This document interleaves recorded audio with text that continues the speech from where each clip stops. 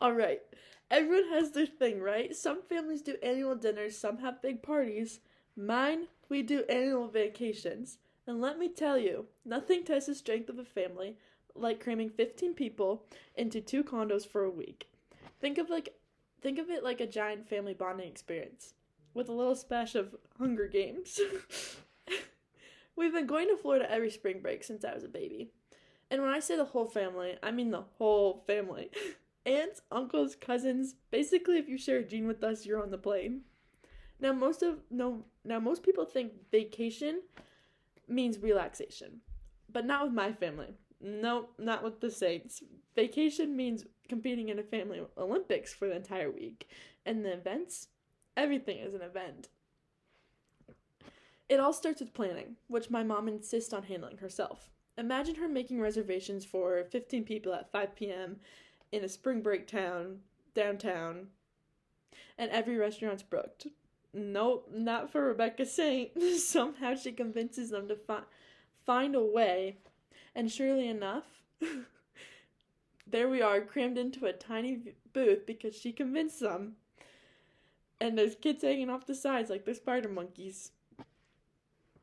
Then comes our dining events. Our family loves food, right? Except two kids are guaranteed to stare at their plates like we just served them Brussels sprouts dipped in battery acid.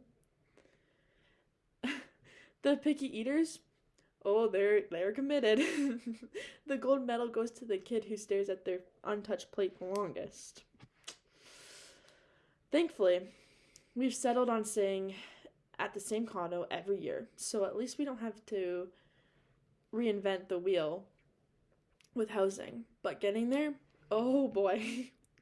Now driving is a hard no for us. If we drove, the only car that would be making it is, well, nobody's car. So we fly. And that's like training for a marathon. We start flight watching in September for a trip in March. Ticket prices go up, they go down, then they go back up. It's like the stock market, except with screaming kids and way more snacks. Eventually we grab tickets. Now it's just a waiting game from September to March. Parents stressing, kids packing, repacking, and counting the days. Finally we hit departure day, and everyone's nerves are shot before we even board. Nothing says a family vacation like crossing your fingers the flight's smooth and no one loses a boarding pass. And your aunt doesn't start up with, do you think the plane's a little shaky? Or jinx you and think that the plane's never going to take off. We land in Florida, stumble into the condos, and the first thing is groceries.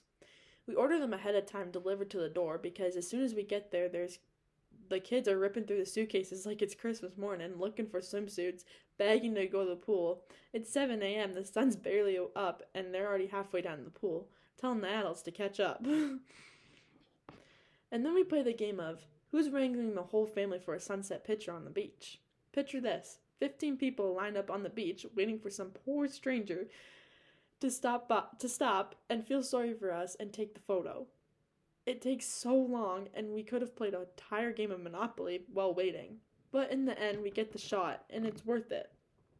With someone's eyes closed. After a week, we all survive, barely. And we head back to the airport, and by now you'd think that the kids are tired, the chaos has died down. Right? No.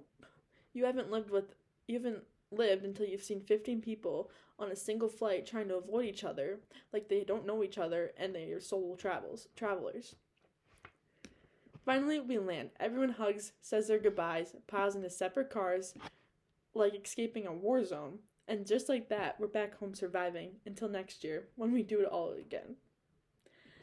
Safe travels, everyone, but maybe not with my family.